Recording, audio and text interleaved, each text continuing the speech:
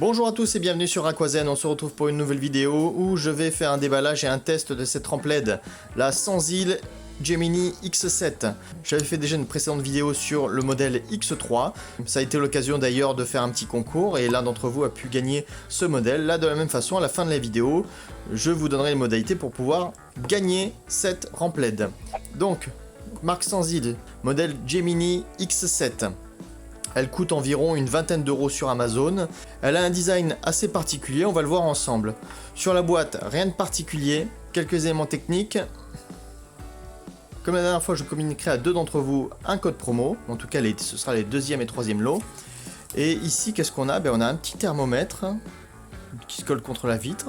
Donc ça, je sais pas si c'est à chaque fois, mais en tout cas, c'est plutôt sympa. Et une petite notice au cas où on ne saurait pas comment ça fonctionne. Bien entendu, ça permet d'avoir les caractéristiques. La rampe LED, la voici. Je vous passe tous les détails de câbles, d'interrupteurs. C'est la même chose que lors de ma précédente vidéo X3, donc je ne vais pas m'attarder plus que ça. Ce qui nous intéresse donc, c'est cette lampe qui a un design plutôt particulier avec voilà, cet aspect flexible. Alors les LED, elles sont assez nombreuses. Alors c'est une lampe qui fait, je crois, 15 watts, me semble-t-il. Il y a un nombre de LED qui semble assez intéressant et il y a aussi cette particularité de résistance à l'eau.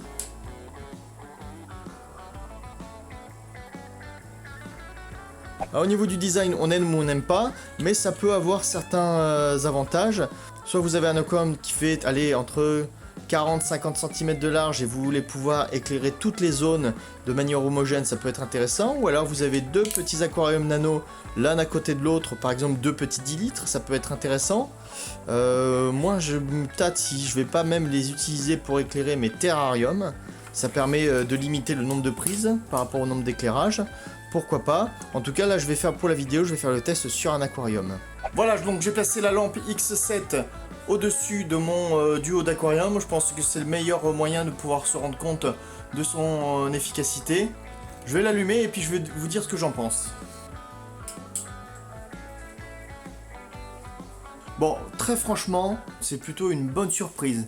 Après l'éclairage par rapport à ce que j'avais avant, l'éclairage qui était fourni avec les aquariums Zolux, d'ailleurs que je pense que je garderai parce que cet éclairage là je vais l'utiliser pour autre chose, mais en tout cas pour la vidéo c'est plus visuel pour vous.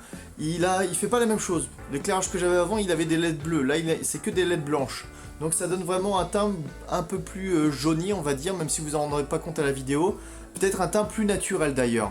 Donc pour le coup, c'est plutôt pas mal. Alors j'ai placé la pince vraiment de ce côté là, donc ça veut dire que l'éclairage il est optimal ici. J'ai deux zones d'ombre aussi, mais c'est parce que j'ai des plantes flottantes sur les côtés.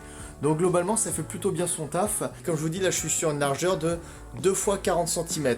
Donc quand même on est pas mal. Donc on peut très bien imaginer sur un 60 litres par exemple, 60 cm de façade, ça passe très très bien. Et comme je vous dis, ce qui est plutôt pas mal, c'est qu'on peut vraiment orienter les LED en fonction si on a plus de plantes d'un côté ou de l'autre. Donc c'est plutôt correct tout ça.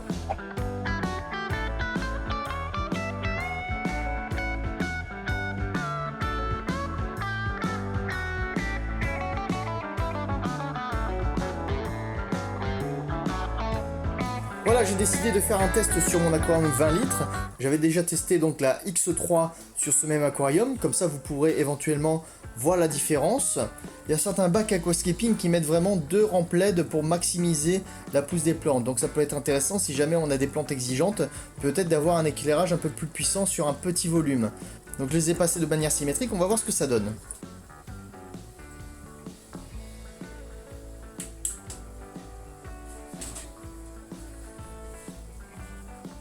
Alors très franchement, là on a vraiment une gamme au-dessus. Là on avait le X3 qui faisait plutôt bien le job.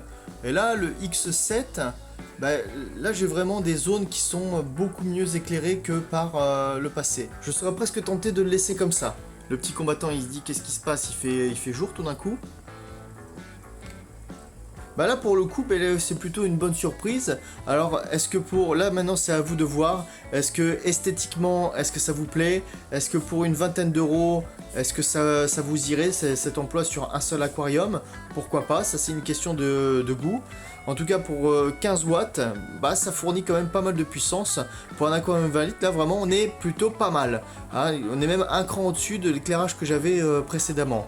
Donc là pour le coup en termes de puissance on n'est pas déçu. On peut très bien comme je vous dis dissocier comme tout à l'heure sur deux aquariums différents ou pour même sur un aquarium un peu plus grand, 40, 50 litres, ça peut le faire aussi je pense. Hein.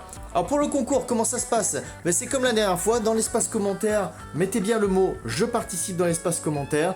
D'ici quelques jours je ferai un tirage au sort à mon niveau. Si je suis motivé je le ferai peut-être par les conditions d'un live.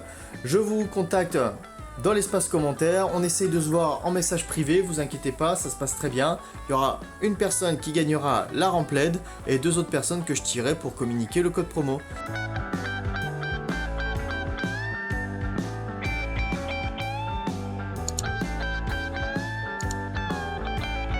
Voilà, j'espère que cette vidéo vous aura plu, si c'est le cas n'hésitez pas à lâcher un pouce bleu, à vous abonner à la chaîne. Je vous dis à la prochaine, ciao, et n'oubliez pas en attendant, restez zen.